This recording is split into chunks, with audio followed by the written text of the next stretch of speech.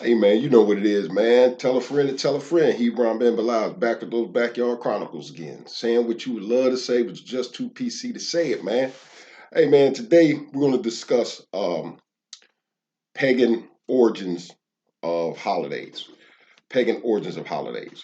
The reason for me doing this is one of the most frequently asked questions that was posed to me when I was incarcerated was why as Israelites we don't celebrate the pagan holidays or the Christian holidays, and what do they represent?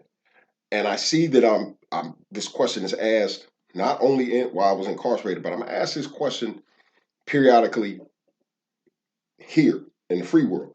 So what I decided to do was dedicate the next 5 to 6 videos to create a catalog addressing all the different holidays or all the different pagan observances that Christianity does and observe. Um, but you know what it is, man. If you haven't already, like and subscribe to the channel, man. Bells for notification. Let's get these numbers up and support the channel.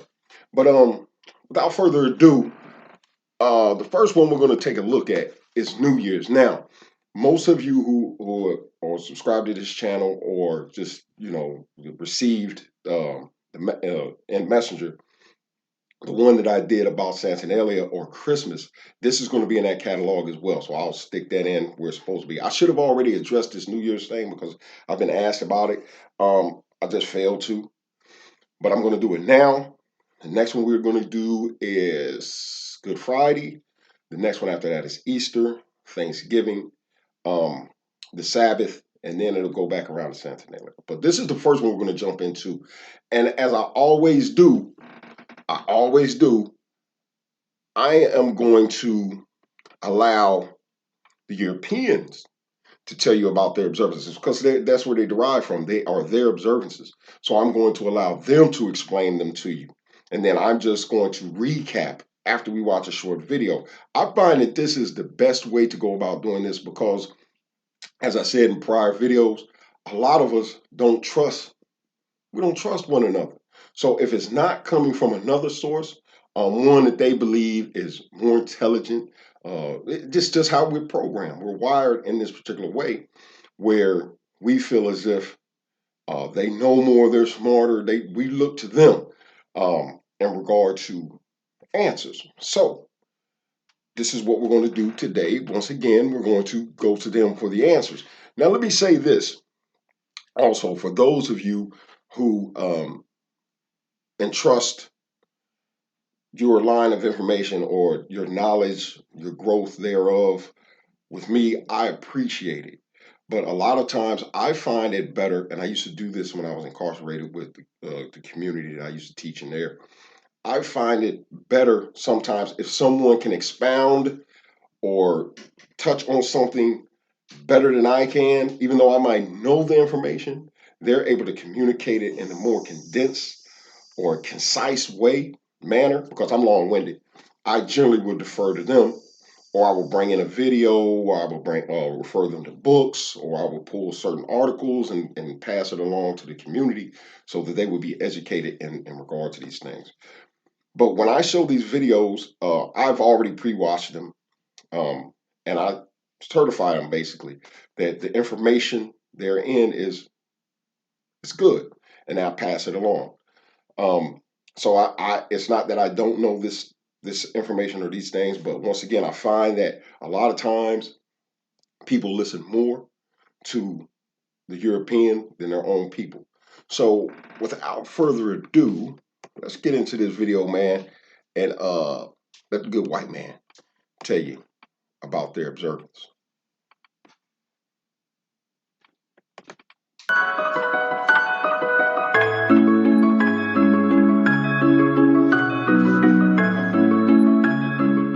Hi, you found the Joy Holiday Channel. Quick, you're the new emperor of Rome, so what's the biggest problem you can solve on your first day in office? For Julius Caesar in 45 BC, it was to fix the Roman calendar. That was the first time in recorded history that a New Year's Day celebration took place on January 1st. January is named for Janus, the Roman god of new beginnings. Janus was known as a two-faced god with the ability to look backward to the past and forward to the future.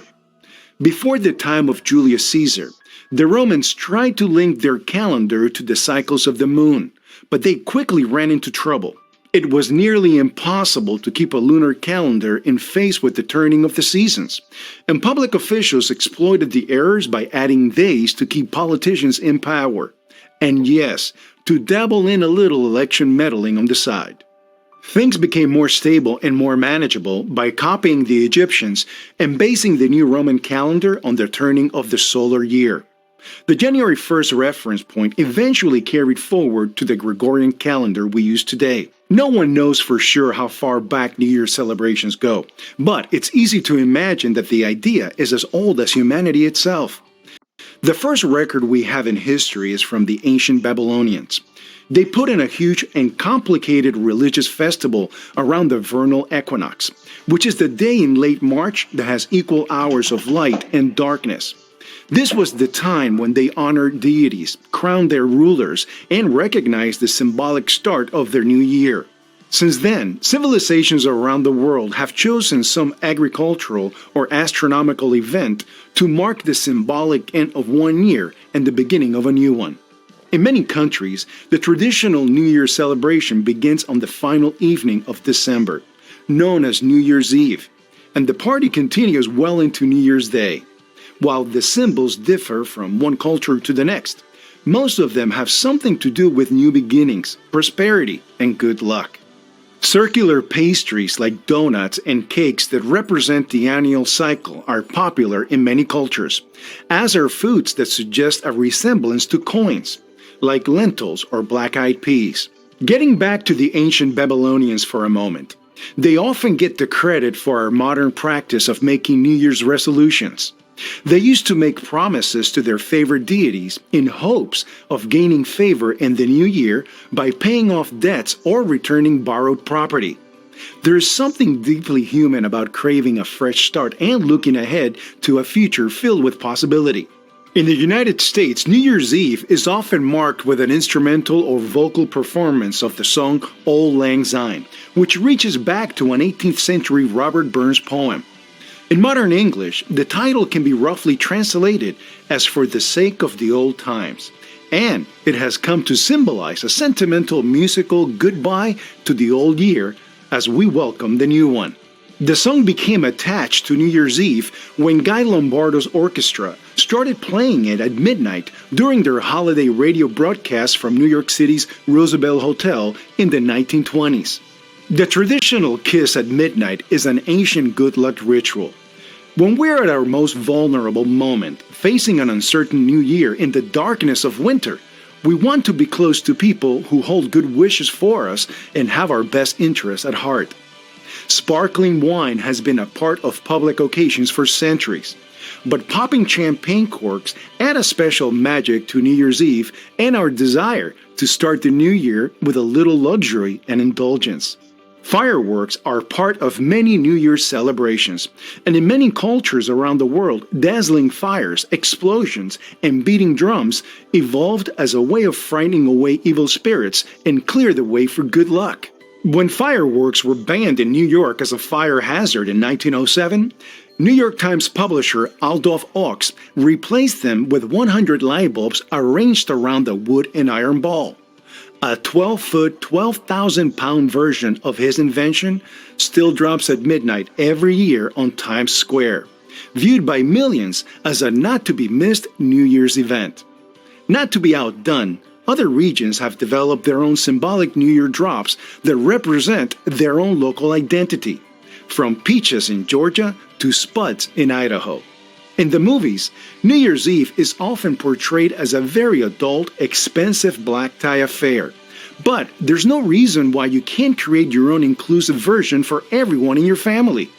Invite children into the celebration with fun crafts or cooking projects that symbolize their goals and dreams for the new year.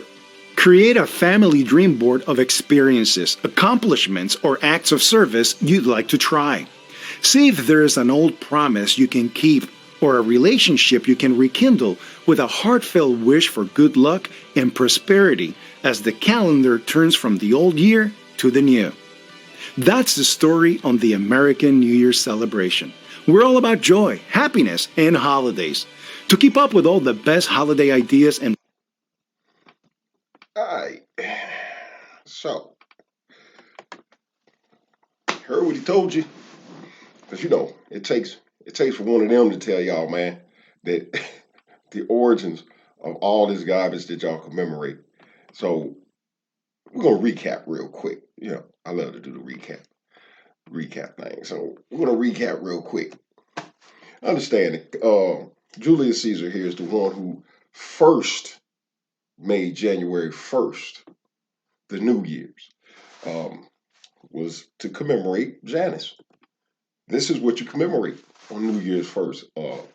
All you who celebrate, and namely Christians, because this is something that you should not be identifying with, but you choose to connect yourself with it. And the first thing you're gonna say is, "Oh, we don't commemorate it for that reason." The man just told you why it was placed on that day and what it was meant to represent. The whole word January was meant to represent or identify with this guy Janus. But once again, y'all will say, "Oh, we do it for different reasons, and we don't do it for that reason." That's why I always tell you, man. It's like putting lipstick on a pig. You dress it up and you change the meaning and what it represents. That's not when New Year's is in the first place. As Bible believers, you're supposed to adhere to. But remember, when Julius Caesar did what he did, eventually, as Bible believers, y'all went back to the original New Year's, which is in April. Exodus 12, 1 through 2. And the Lord spake unto Moses and Aaron in the land of Egypt, saying, this month shall be unto you the beginning of months.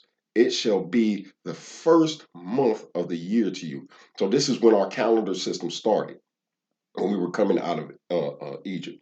We started to mark days and align them with certain events, like the man said, certain events that had happened in Israel's history. We started to align and create our calendar revolving around those. So our first month would have been as soon as we came out of Egypt. This is when we started doing our calendar system. That's when he first said, "Hey, look, start the calendar system right now, because now y'all gonna become a people, a nation. You have to have your calendar system in place. You have to have your commemorations. That's going to set you apart and make you different." But he just told you, Julius Caesar set up that January 1st. So we're not the ones who observed it on January 1st. We observe it then in the springtime when everything is new. This is when you are. Why do you observe this? Everything is dead. Everything is dead. But you got to understand, once y'all started observing it again in the springtime, this individual comes into play. This Pope here, he's the sixth Pope, Alexander. He changed his name when he became the Pope, or something else. But he changed it back to January 1st. And this is how y'all now fall up underneath all of this. And this is why you still commemorate it. And this is what I love. I love the fact that y'all always say the same thing. And this is the one thing you are going to see with this catalog of videos I'm getting ready to make. You are getting ready to see when you say you don't observe the white man's religion. Everything that comes with Christianity came out of Europe. All of it. But it's mind blowing to me that you can actually, with a straight face, "Oh, it ain't the white man's religion." Everything January. Why do you observe January? Because it was created by Julius Caesar, a European. You later went back to the original April, but then a European changed it back, and this was a commemoration that they observed. It was their commemoration to acknowledge Janus. Once again, you fall right into it. So it amazes me when y'all say that, but all of it came out of Europe. Who does it belong to then? None of these things do Hebrews do. So why do you do it? because this is what they created. This is what they brought to you and said, this is what you're going to observe. And you still do it to this day. So while you're out there kicking it, popping them bottles, doing your thing, and you said, singing old Lang Syne, and you're doing all that stuff, remember why you're doing it. Remember why you're doing it, because it is not technically, it's not New Year's. Especially being a Bible believer, I just showed you where it is in Exodus chapter 12, where he set up the New Year's in regard to the calendar system. But you go and do this. So as a Bible believer, if you're doing this, it's in commemoration of this, of Janus, the God of gates and doors. And as a Christian, you know biblically that I'm going to use the New Testament. Biblically, as an individual who is supposed to believe or follow the Bible. 1 John 5:21. Little children, keep yourselves from idols. Don't idol worship. Don't idol worship. Let's back up. Don't idol worship. Don't idol worship. But you'll walk away from this and say, well, I ain't doing it in honor of Janus. Yes, you are. There's no other reason. That's like me saying, and no offense to the Muslims and Islam, that's like me taking Ramadan and saying, I'm now going to do Ramadan, but we're going to do it for this reason. Ramadan has been set for a purpose. It has a reason, a meaning behind it. It signifies something. So how am I going to take Ramadan and say, see, we observe Ramadan, but we do it for this reason? That's asinine. Once again, 1 Corinthians 10:14. Wherefore, my dearly beloved, flee from idolatry. Flee from it. But you run head first to it. And I'm going to show you in this catalog, each video, I'm going to show you the origins of what it is that you commemorate, but you keep taking it and you say, well, I don't do it for that reason. I don't. Yes, you do. There's no other reason. You can't change what has been established. But since you want to do what you want to do and push the Bible to the side and say, well, I'm going to do this today. I'll get back to that tomorrow. Good luck with that. Because that's where you're jumping. When you're sipping that champagne and all that, that's where you're jumping. You're jumping head first into that. You're jumping head first. So enjoy that. But once again, like I said, man, Hebron Ben Bilal, man, we're getting ready to set this catalog up. So anybody who wants to know the origins of these commemorations, all you have to do is go back into the histories and pick whichever one you want. Whichever one you want, and you can pass it along, so on and so forth. Once again, man, Hebron Ben Bilal, man, giving wisdom to the wise, man. And if you don't have an opinion, it just gave you one. Like and subscribe to this channel, man. Love y'all, man, and y'all have a blessed and wonderful day.